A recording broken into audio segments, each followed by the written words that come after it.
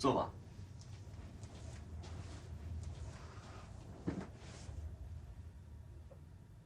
别害怕，就算前面坐满了人，你翻译你的，不要受干扰。你告诉你自己，交船的时候不是也是这么多人吗？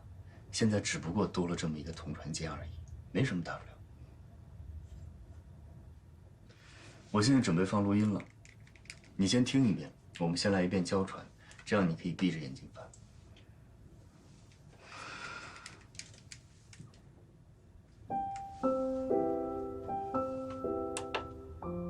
欧盟的象征标志为盟旗、盟歌、名言多元一体，以及5月9日的庆典日。Les symboles de l'Union européenne sont le drapeau européen, l'hymne européen, la devise unie dans la diversité et la journée de l'Europe le 9 mai. 很好。接下来我们试着把眼睛睁开，好吗？那好，我们一步一步慢慢来。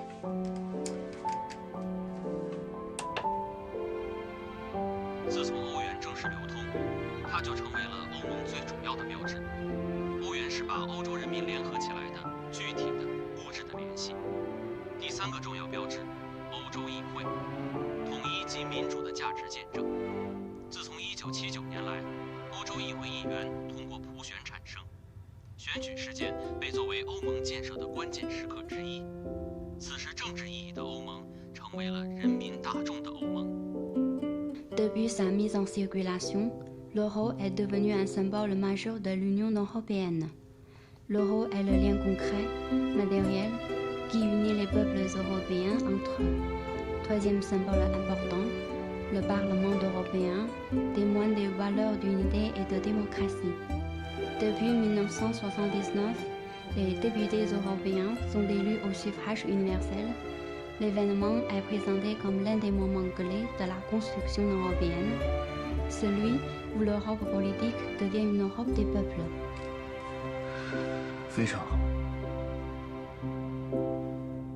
接下来，我们试着同船怎么样？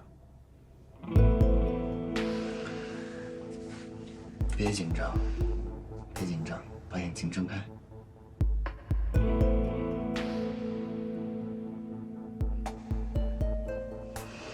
没问题的。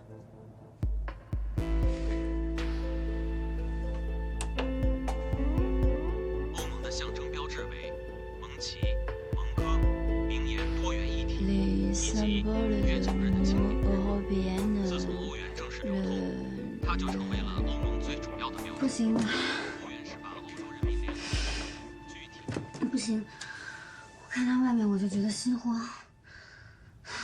这绝对不是身体上的问题，这是心理问题。刚才你还好好的呢，你告诉我你什么感受？佳阳，我觉得心慌，我害怕这块玻璃，我们出去吧，行吗？不行，不能这么轻易的放弃。你告诉我你的感受，你为什么害怕这块玻璃？这块玻璃到底怎么带给你不舒服的感觉了？我不清楚，我也说不出来。不行，一定得说。我真的不知道。说出你的感受。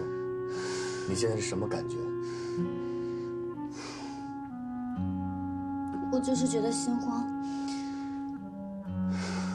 我看着前面一排排的座椅，我觉得上面都是人。有人怎么了？交船的时候不是也都是人吗？我觉得上面坐了很多人，我觉得他们都有生命危险，像我妈妈一样。你妈妈？不行了，佳阳，我要出去。好好好，走，咱们出去说。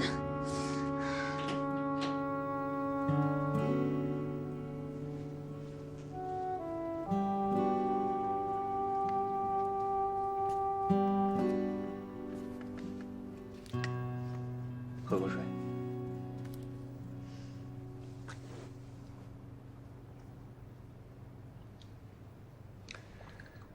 跟我说说，为什么会在同船间想到妈妈？我也不知道，我刚才想到就这么说了。仔细想一想，也许这个就是你心理问题的根源。为什么在同船间会想到伯母呢？你以前跟伯母进过同船间吗？没有啊。那是为什么呢？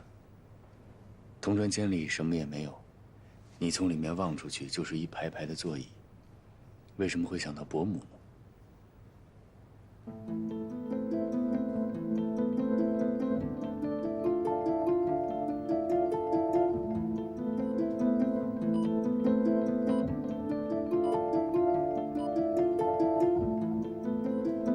想到什么了？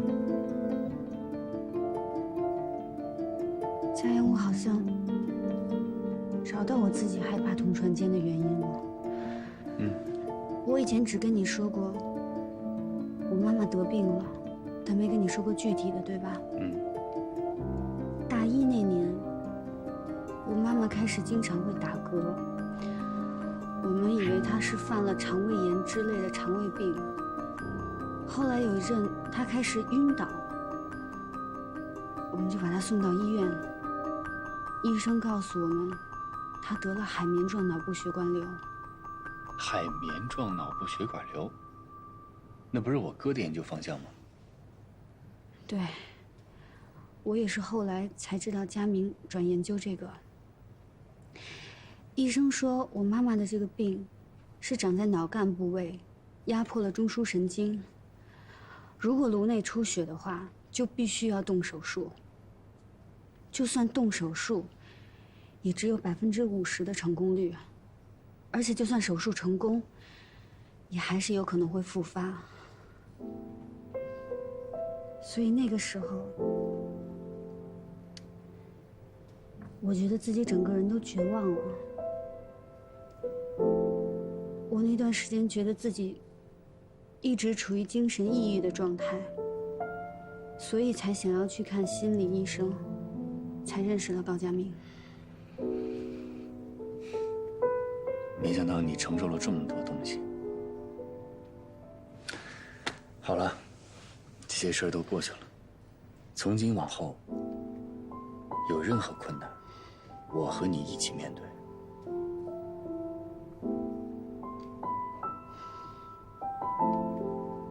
自从妈妈那个时候得了这个病，我就特别害怕医院。因为我到现在还记得，妈妈做完手术的时候，有48个小时还要待在重症监护室进行观察。我当时站在外面，隔着那层玻璃，看着我妈妈，她躺在里面一动不动，因为做手术把头发全都剃了。我真的很想去抱抱她，去摸摸她，但是因为隔着玻璃我做不到。我心里又很害怕，那段时间我觉得自己的心都被掏空了。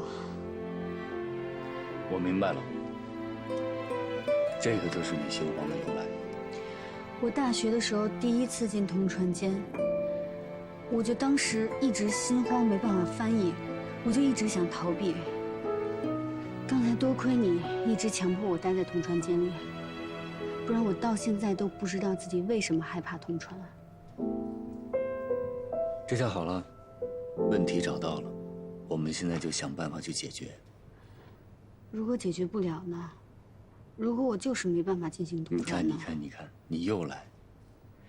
昨天我还在担心，你这是与生俱来的天性，今天就找到问题的根源了。只要不是天性，就一定有办法克服。就像翻译一样，有的人翻译速度很快，但是准确率很低。有些人翻译速度很慢，但是准确率高。每个人都有自己的短板，但只要有意识提高自己的短板，就能增加综合素质。那你的短板是什么？就是你啊！告诉你，田主任都认为你能成为一名好的翻译。我怕让你们失望。只要你不绝望，就一定有希望。太好了！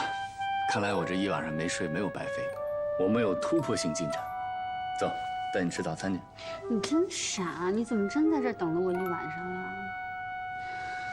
离家部的会还有一定的时间，我先陪你回家，你去洗个澡。好，走。老慢去。哎呦，昨天晚上你家黑了。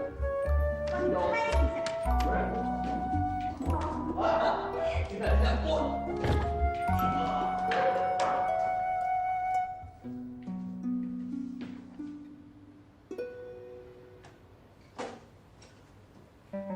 变态，给你煮了白粥，在厨房搁着呢。变态，别忘了啊，药不能停，没事别找我。哦，还有，只许膜拜我，不许爱上我。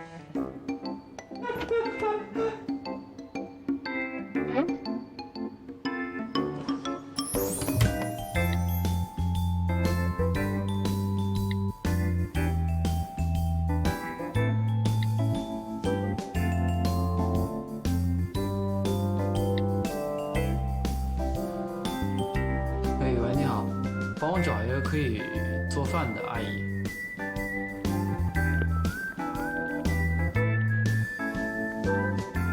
先生，粥马上就好了。啊，谢谢啊。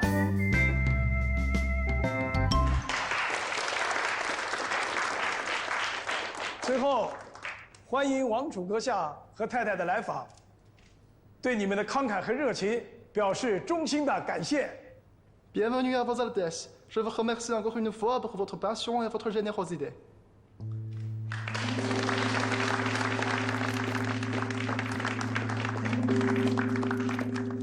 你们的翻译很快。馆长可能一时紧张，忘了修改演讲稿。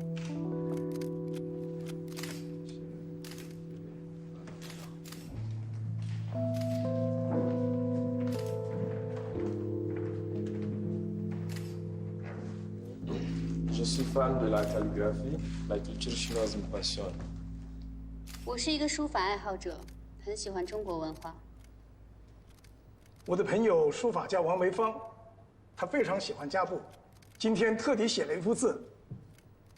Mon ami calligraphe Wang Meifang aime beaucoup le gabou. Elle a fait pour vous une calligraphie comme cadeau.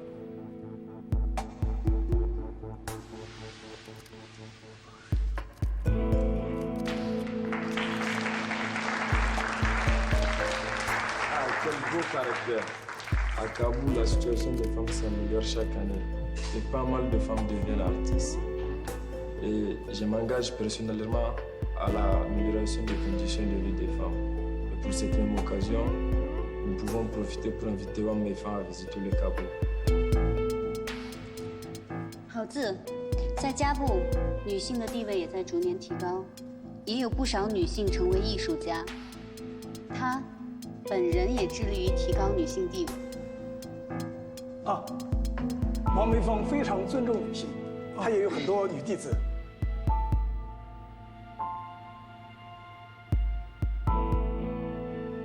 Wang Meifang a aussi des femmes disciples. Il a un grand respect pour les femmes. Il paraît que mon frère va faire un discours sur l'amélioration des femmes en Afrique, basé sur votre femme calligraphe. On n'a pas reçu le communiqué de presse. C'est possible de reporter le discours au dîner? Tu le sais bien, le prince fait souvent des siennes.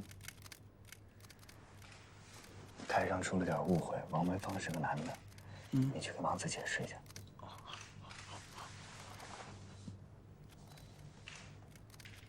Vous s'était trompé, Wang Meifang est monsieur. Désolé.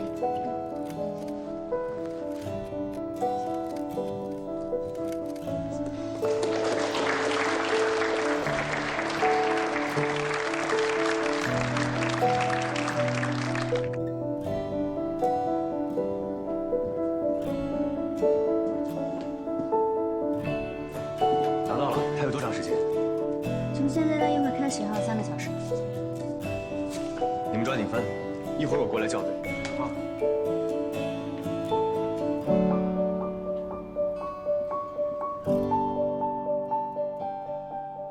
今天谢谢你啊，乔飞。如果家部王储真的因为我犯错了男女，从王梅芳开始讲女性的地位，我就真的没法弥补了。我之前就跟你说过，这家部王储想干嘛就干嘛。这王梅芳这名字听起来确实像女的哈。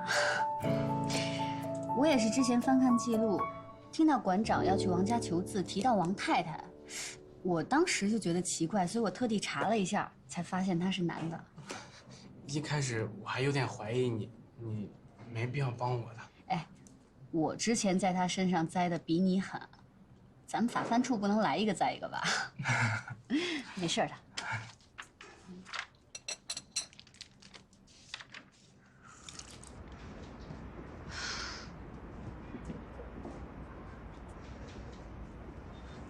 218路车是在这坐吗？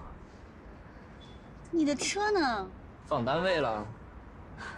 那你明天怎么办啊？坐公车呀，在公车上偶遇，应该不会有人说闲话了。你不用这样吧？今天翻译表现不错。饿了吧？我让礼宾部的同事给咱俩留盒饭了，你也没吃。去我家吃吧，我们家还有速冻面。累了一天还吃速冻食品，多可怜！你来我们家，我给你做。别做了，多麻烦呀！我冰箱里还有寿司。那不还是速冻？不是速冻的，我做的。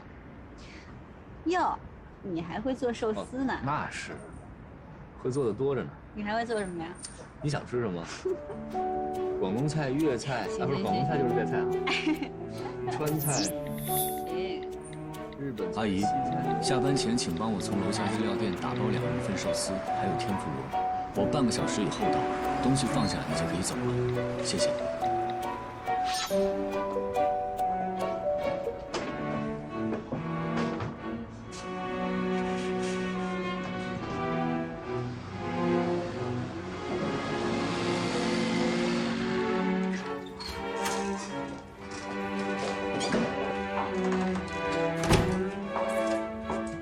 你坐沙发上等着，我给你快。我帮你啊。不用，你坐着等。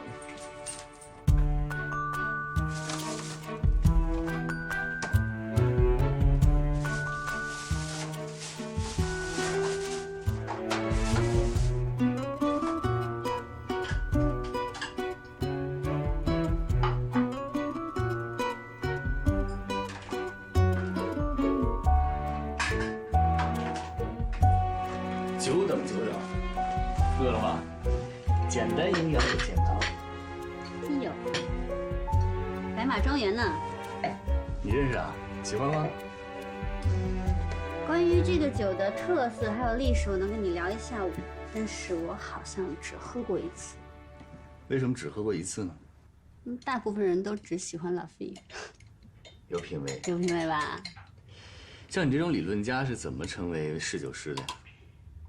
我呢，就是把喝红酒当成背单词，我喝一次我就得牢牢记住它，然后我多读那些专业的书。我没喝过，我气势上要过硬啊。比如呢？比如，2010年真是一个红酒的好年份啊！怎么样？很有气势吗？有。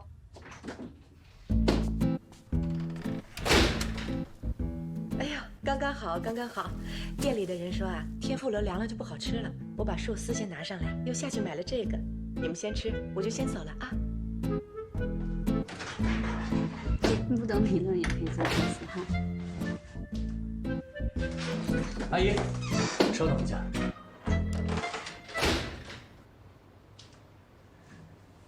我妈一个月给你发多少钱啊？3500。这是4000，你这个月的工资，多的500是因为你照顾了我哥。应该的，应该的。你妈请我就是一天做3顿饭，到哪都是做嘛。还有就是明天你就不用来我这儿了，你就把我哥的手照顾到他康复为止，工资从我这里。就是不从你妈那领工资了，对吧？对。等我哥手康复以后呢，你也不用来我这儿了，因为我以后可能不需要别人帮忙。为什么？我找张总去谈，他肯定不会同意的。这次他同意了。是不是我做的饭菜不合口味？没有没有，不是您的问题，是我的问题。我工作出现了一些变动，我可能要出国。你真的要出国啊？对。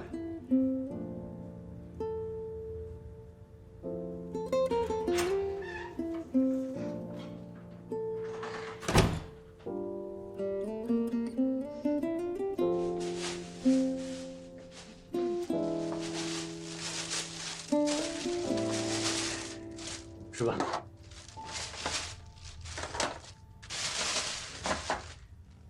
其实你刚才不用关门的，隔音挺差的。我会照顾好我自己的。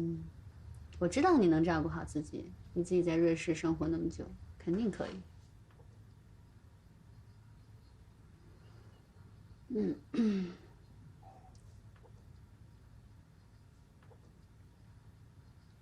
啊，对了，你什么时候走啊？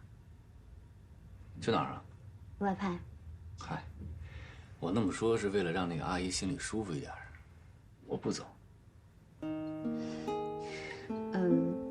你是为了我在跟家里闹别扭吗？你又胡思乱想，是不是我哥又跟你说什么了？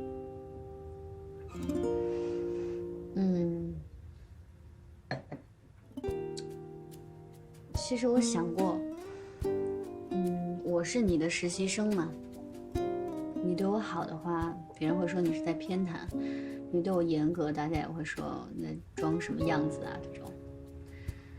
所以只要我跟你在一起，我们的关系就会成为你事业上的屋顶。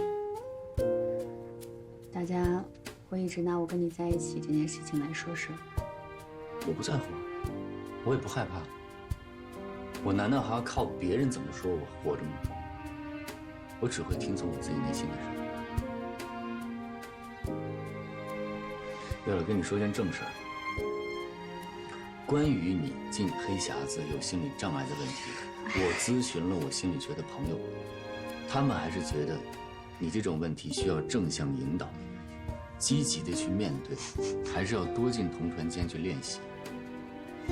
不想积极面对，你吃饭你跟我说这个干嘛呀？你先别嫌烦，这是个问题，我们得解决。你对同传间有畏惧，我一定要帮你打破这个心理障碍。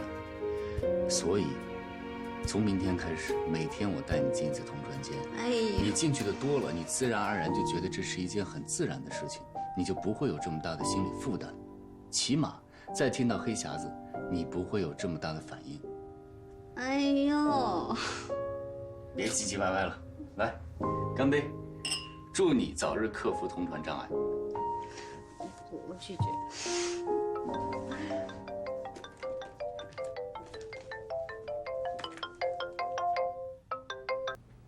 哎，乔飞啊，我是张医生，你不是让我有事直接跟你联系吗？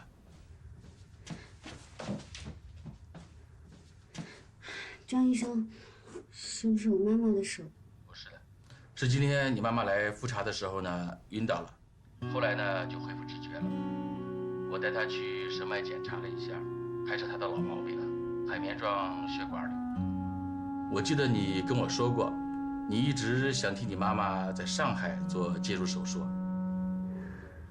对，医生也说了，一直在等待时机，因为血管瘤长在脑干部位。所以风险很大。是的，我们这儿神脉的李主任也这么说。你不用太担心 ，CT 显示的情况呢还算良好，边界也清晰。但是他让我必须通知你，你妈妈出现晕厥的症状呢，脑干周围啊有个渗血点，证明最近一个阶段要加强注意，密切的观察。如果周围血管有出血前移，就需要立刻手术了。好，我马上回来吧。你也先别急，我建议你尽快和上海这边的医院联系，确定方案，把他接过去。我打电话给你的，就是让你心理准备。手术是势在必行了，你作为家属呢要有了解，但不要过度的担心，干扰患者的情绪。何况你妈妈的心里，你就是她的一切。我明白了，谢谢张医生。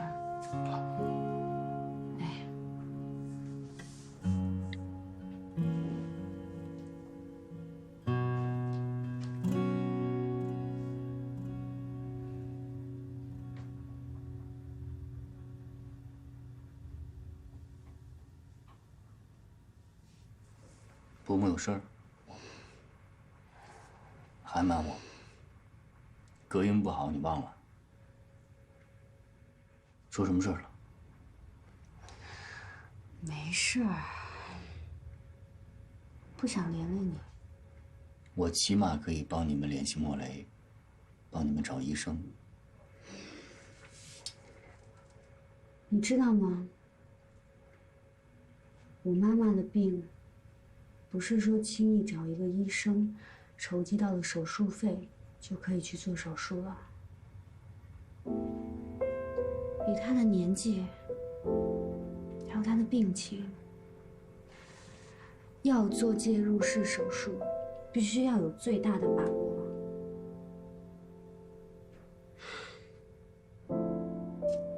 所有人都跟我说，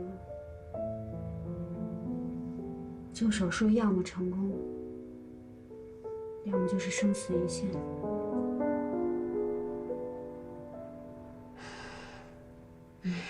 你放心吧，这些经济上的还有心理上的压力，我自己扛得住，我不会拖累你的。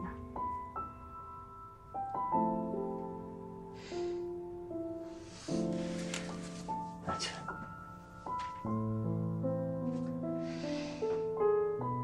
你不想连累我的真实意思就是，我们俩的情分还没有到你愿意连累我的程度。这么见外的话以后不许说了。你的事儿就是我的事儿，你愿意连累我，我很高兴。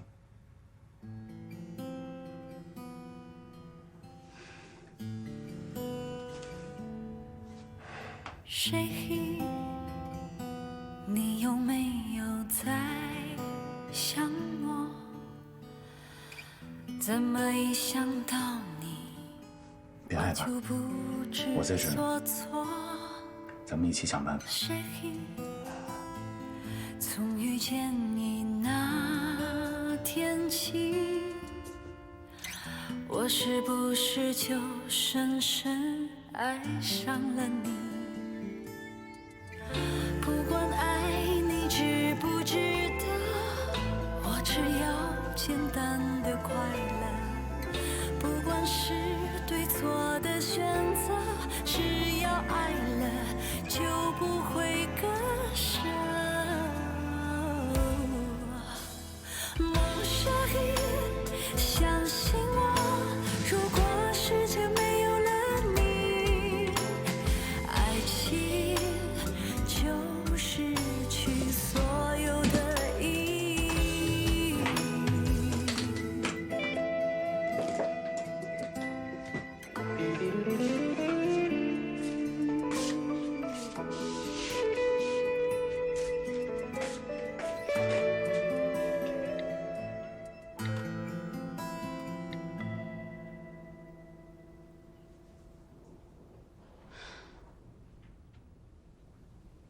你先别急，乔飞。你妈妈的 CT 明天能快递到上海吗？这样，明天你来医院找我。好。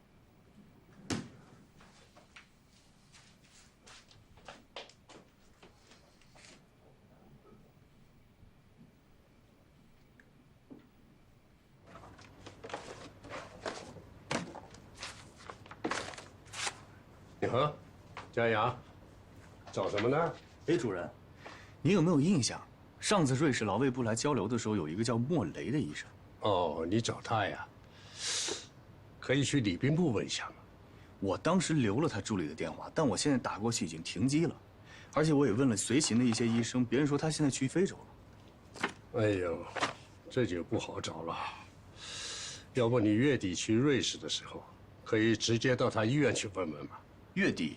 对，去瑞士，时间定下来，15天以后你出发。这么快？还快呀！你都等了几年了。这段时间你可以请假，把家里该安排的安排一下。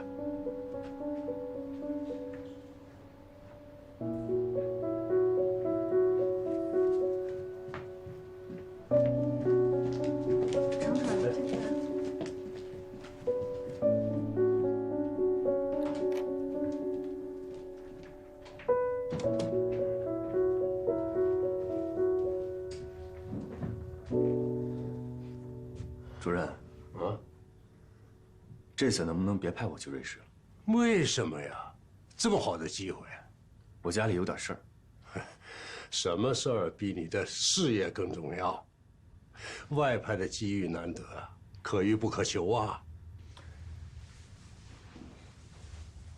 我知道机会很重要，但是我觉得我还没有做好准备。还有就是我家现在出了点事儿，我不想离家太远。家里出什么事儿了？一个对我很重要的人生病了。你妈妈？不是我妈妈。那你爸爸和张总都知道你的决定了吗？我自己的事情，我自己做主。别急着那么下决定，你再给我好好考虑一下。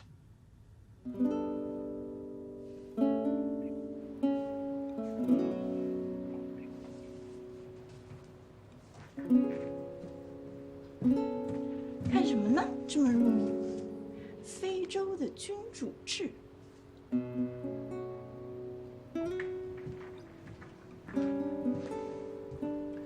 下午没有翻译任务，你们都去训练室训练吧。走吧。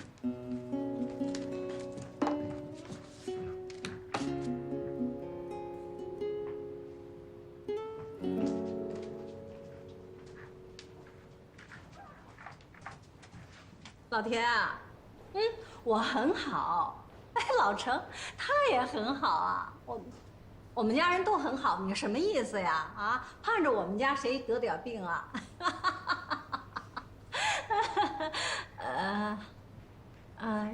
什么？嘉阳不去外派？哦，大概我知道一些事情。不是家里的。行吧，好，祝你身体好。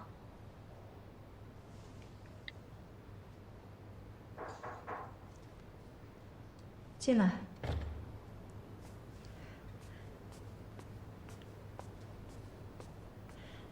张总，耶，你怎么来了？工资没打给你吗？啊，收到了，收到了，我是来退工资的，嘉阳已经给我了，你再给就多了。哦，他怎么说的？他说以后我的工资就他给，但是要我去照顾佳明，等佳明的手完全康复了，他再给我找新的工作。新的工作？嘉阳是不是要外派呀？不知道。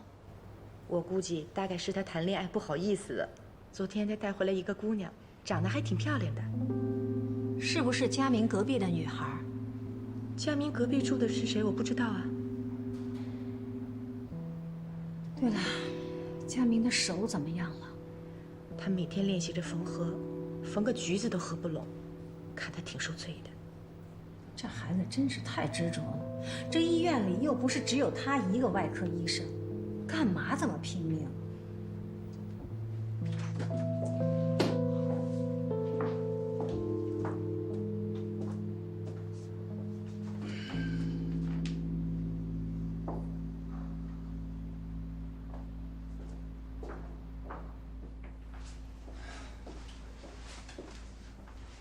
呀，不让你休息吗？在家待着不踏实。哟，你呀，让你做2台手术啊，你什么就踏实了啊？走。我这次来找您啊，就想跟您说这件事儿。我的手恢复的不是很好。那天的手术不是很成功吗？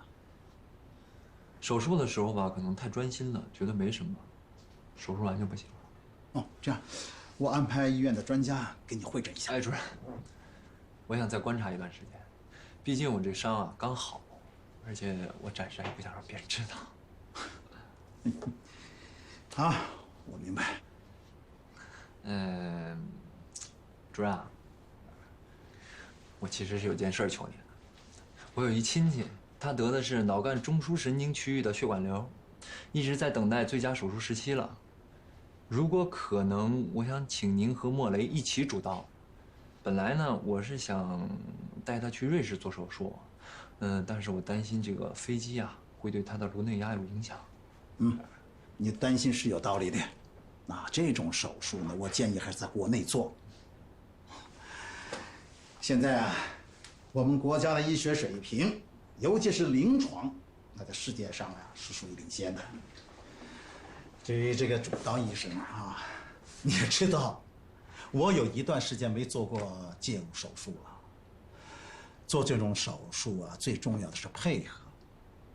要是你的手没有受伤，你就是我们医院甚至是上海最合适做这种手术的人。现在我们医院呢，这方面临床经验除了你啊，最丰富的也就是赵金良医生了。你可以跟他商量一下。主任，我再考虑一下。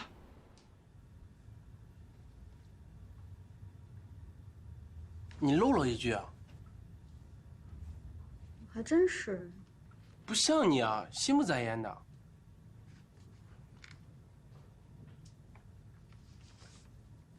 总感觉今天处理怪怪的。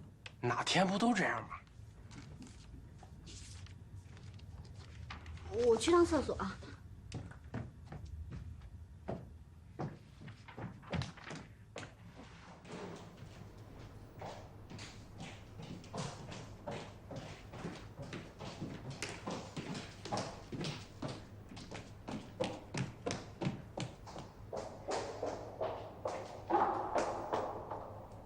找我呀？你外派的时间是不是快定了？怎么了？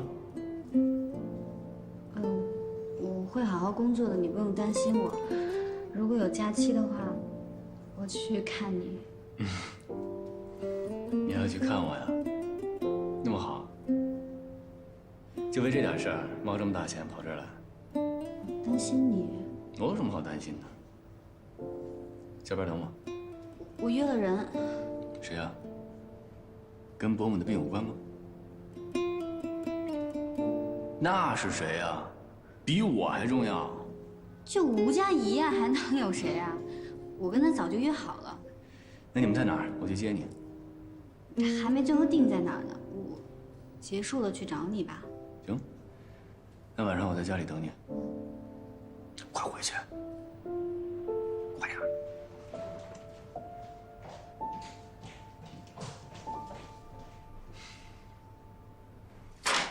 这个呀，就是肾血点，有明显的造影。阿姨如果再次出现昏厥，那情况就不好了。现在医院给打的针啊，是消炎化淤血的，但是不进行手术还是没办法控制。如果血管瘤压迫，就有可能造成血管爆裂的危险，所以要尽快手术，转到上海医院观察2、3天，等到肾血点的淤血收干净了，马上手术。成功率是多少？小飞，你是知道的，手术没有绝对的乐观，但你也不要悲观。费用呢？原来那个你又回来了。说什么？那个倔强的，把背上的刺都拱起来，不让人接近的乔飞。我记得当初认识你的时候，你妈妈刚得了这个病，你就是像现在这样，一个人把所有的压力都扛在身上，而且冷静的可怕，不让任何人触碰你宝贵的自尊心。但是不要这样，乔飞，会让关心你的人感到伤心。我现在不想跟你说这个。手术费一共是多少钱？最起码25万吧，开颅手术费7万多，还不算请外国专家的。术后恢复高压氧要10万，头骨修复要8万，这些都是一般材料，还不算进口。25万。钱的问题你不用担心，我可以帮你。不用，钱的事情我会自己想办法。那让程家阳帮你，他是你男朋友，名正言顺，他不处理谁处理？我给他打电话。你别。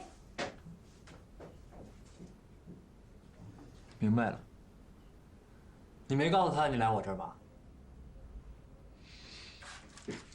看来，这是我们之间的秘密。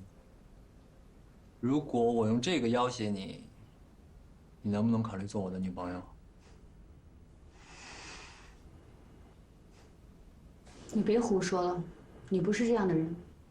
那我是什么样的人？我是一个不希望看到你伤心难过的人。程家阳在哪儿？他为什么不帮你分担？他是你男朋友，他不该让你一个人承受这个。佳阳马上要被外派到瑞士去了，我现在不想跟他说这个，我不想打扰他。打扰？是你的意思还是他的？这个你就别管了。请你密切帮我留意着给我妈妈做手术的医生，医药费我会自己想办法。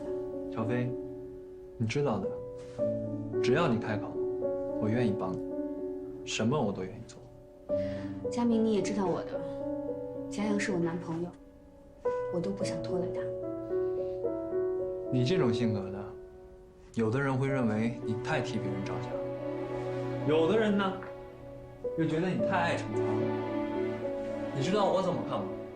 随便你怎么看。我觉得你两者都有，一方面你太善良，又太爱替别人着想；另一方面你又太固执，太爱逞强。没事儿，就算程家阳靠不住，我总在身边吧。有什么我可以帮你的，尽管告诉我。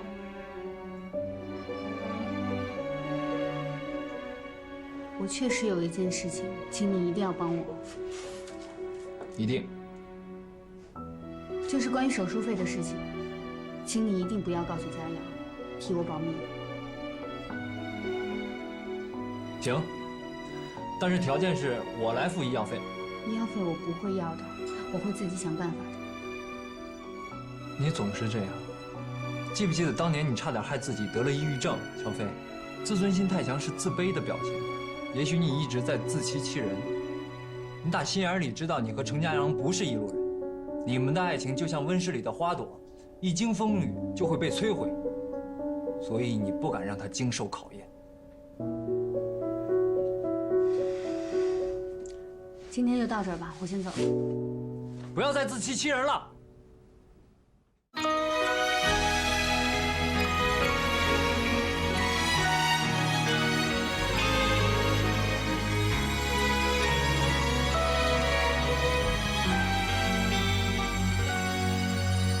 爱像奔跑的蜗牛，晃悠悠，背囊里预备的温柔，精心保留，在拥挤人群里等候，频频回首，直到你出现才罢休。离开界限，你是我的终点。未来多少冒险不后退，永远不算远。爱情的旅途要攀登多久？一步步追着你走，有时是朋友，有时像对手，有时害怕爱的不够。